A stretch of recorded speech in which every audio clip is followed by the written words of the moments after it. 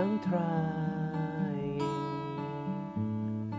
วันที่ความหานั้นมันต้องลายในดอกไม้พักหายใจ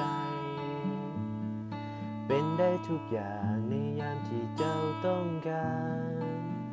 แต่ตอนนี้นั่งคิดทบทวนคนเดียวว่าเหตุผลอันใด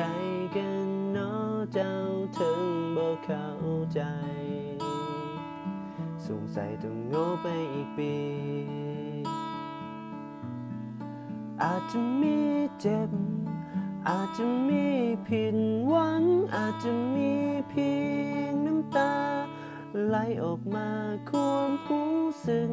มันเหมือนพลาลมทิ่มต่อลง